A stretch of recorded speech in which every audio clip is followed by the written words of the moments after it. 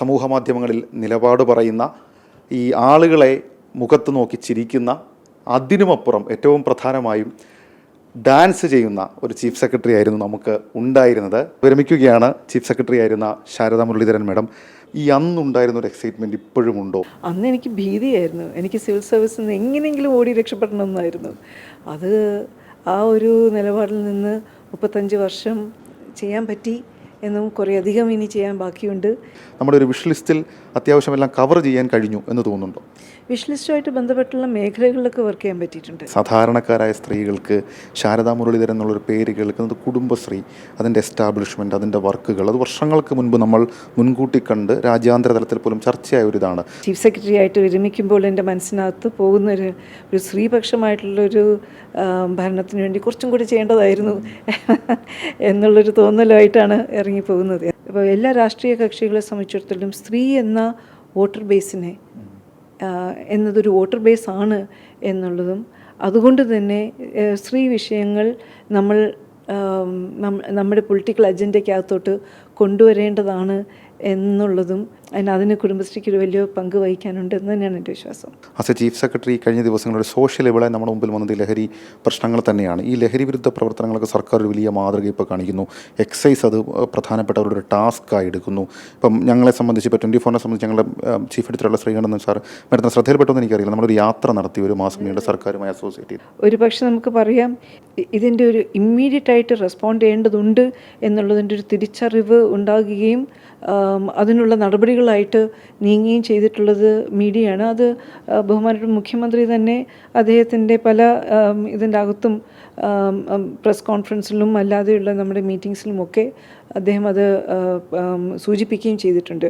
മീഡിയയുടെ ഒരു വലിയ ഒരു ഇടപെടൽ ഇതിൻ്റെ മേഖലയിലുണ്ടായിട്ടുണ്ട്. അപ്പോൾ എല്ലാ ഭാഗത്തെയും സൊസൈറ്റിയും നമുക്ക് കോർത്തിണക്കിക്കൊണ്ട് തന്നെ ഇതിനു വേണ്ടിയുള്ള ഒരു വലിയൊരു ആക്ഷൻ പ്ലാൻ, ബൃഹത് പദ്ധതി ഉണ്ടാക്കണം. ഇപ്പോൾ കഴിഞ്ഞ കുറച്ച് ദിവസങ്ങളിൽ വന്ന ഈ സിനിമ ഇതുമായി നമുക്കങ്ങനെ തൊടാൻ പാടില്ലാത്തൊരിതുമില്ല.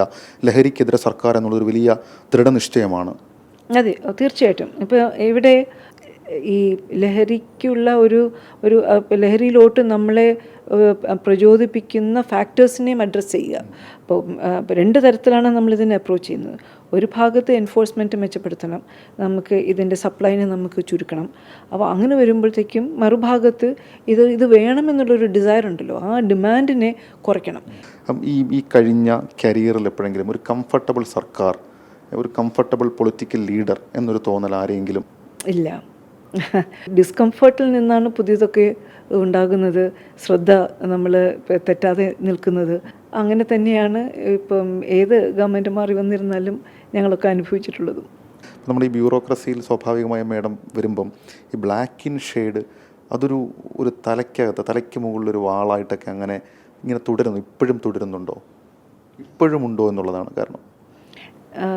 അപ്പോൾ ഈ ബ്ലാക്കിനെ ഞാൻ കോൾ ഔട്ട് ചെയ്തത് എനിക്ക് ഉണ്ടാകുന്ന ഒരു പ്രശ്നമോ അവഹേളനമോ എന്നുള്ളതിൻ്റെ ഒരു കോണ്ടെക്സ്റ്റിൽ മാത്രമായിട്ടല്ല, അവരുടെ സാധ്യതയ്ക്ക് ഒത്ത് വളരാൻ ആയിട്ടുള്ള അവസരം നിഷേധിക്കലും കൂടിയാണ്. കാരണം തുടക്കത്തിൽ തന്നെ നമ്മൾ സ്വയം അധിക്ഷേപിക്കപ്പെടുന്ന രീതിയിൽ ആണ് നമ്മൾ കാണുന്നതെങ്കിൽ പിന്നെ നമുക്ക് എത്രത്തോളം വളരാൻ പറ്റുമോ അതിനനുസരിച്ച് വളരാൻ ആയിട്ടുള്ള ഒരു ഉത്സാഹവും ഇതും നമ്മൾ കാണിക്കില്ല. ആൻഡ് അത് ഇപ്പം ഈ പറഞ്ഞ കാര്യം എനിക്ക് എത്രയോ സ്ഥലങ്ങളിൽ നിന്ന് കിട്ടി പ്രതികരണമായിട്ട്.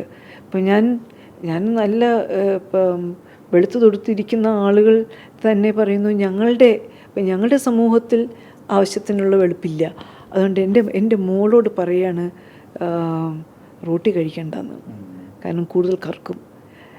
അപ്പോൾ അവൾ ചോദിക്കുക, എന്താ അമ്മേ ഈ കറുപ്പായാൽ പ്രശ്നമാണോ? അത്തരത്തിൽ ഉള്ള ഒരു തിങ്കിങ് ഒരു കുഞ്ഞിലെ തന്നെ നമ്മളൊക്കെ തിരിച്ചറിയേണ്ടതുണ്ട്.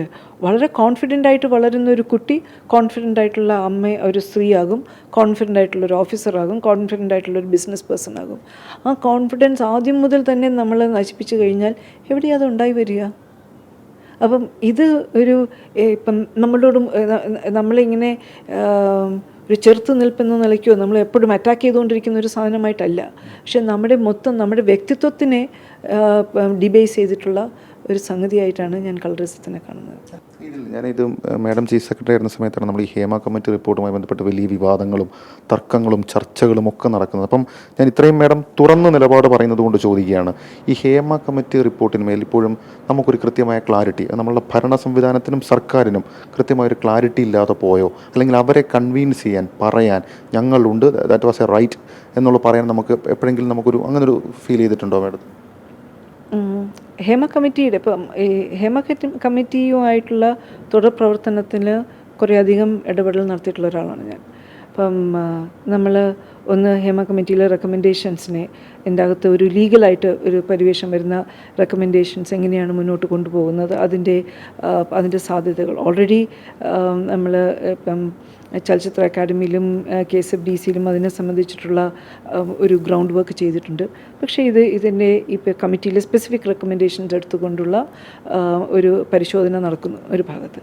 മറുഭാഗത്ത് നമ്മൾ ഇതിൻ്റെ ഒരു ലാർജർ പിക്ചറിൻ്റെ അകത്ത് ഒന്ന് ഈ നമ്മുടെ ഈ IC ഇൻറ്റേർണൽ കമ്മിറ്റികളുടെ ആ കമ്മിറ്റികൾ ഇപ്പം രൂപീകരിക്കേണ്ടതുണ്ട്. അപ്പം അങ്ങനെ വരുമ്പോഴത്തേക്കും ഈ ഇപ്പം സിനിമയിലും എൻ്റർടൈൻമെൻറ്റ് ഇൻഡസ്ട്രിയിലും എന്താണ് വർക്ക് സ്പേസ്, ആ വർക്ക് സ്പേസിൻ്റെ ഡെഫിനിഷൻ എന്താണ്?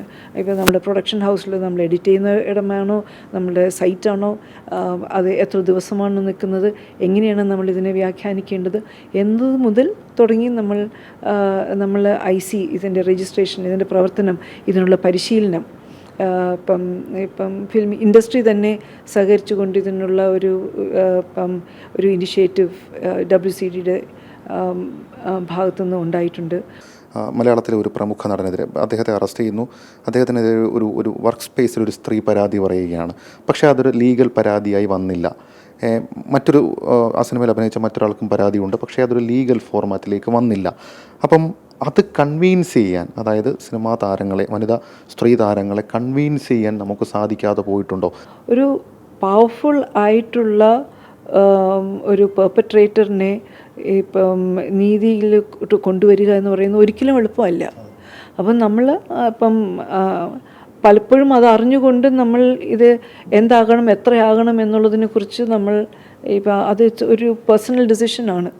എവറി സിംഗിൾ എക്സ്പോഷർ എനിക്ക് തോന്നുന്നത് ഇത് കുറച്ചും കൂടി ജസ്റ്റായിട്ടുള്ള ഒരു ഇതിലോട്ടുള്ള പോക്കാണ്. ഇത് പെട്ടെന്നൊന്നും കയറിയിട്ട് നമ്മൾ പരിഹരിച്ചു, നമ്മൾ ഹേമ കമ്മിറ്റി റിപ്പോർട്ട് വന്നു എന്നുള്ളതിൻ്റെ പേരിൽ, അല്ലെങ്കിൽ സർക്കാർ ഒരു IC സംവിധാനം ഉണ്ടാക്കി എന്നുള്ളതിൻ്റെ പേരിൽ പെട്ടെന്ന് നമ്മൾ കാര്യങ്ങൾ മാറാൻ പോകുന്നില്ല.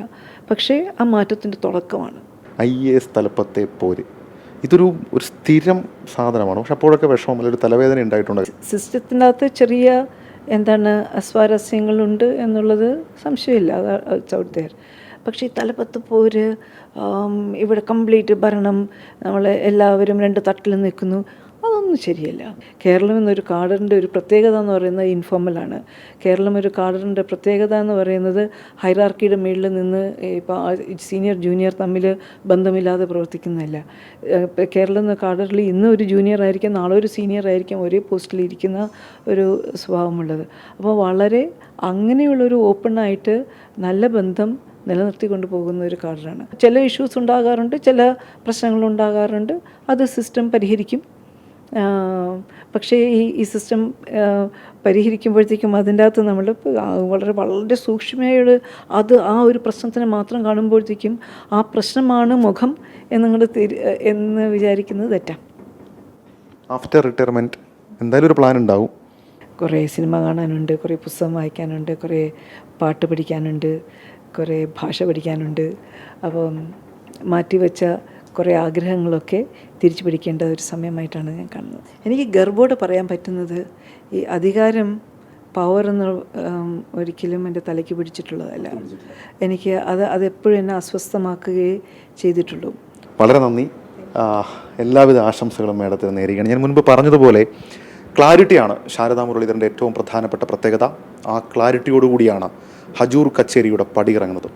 ക്യാമറമാൻ സിറലിനൊപ്പം ഷഫീദ് റാവുത്തർ, 24 തിരുവനന്തപുരം.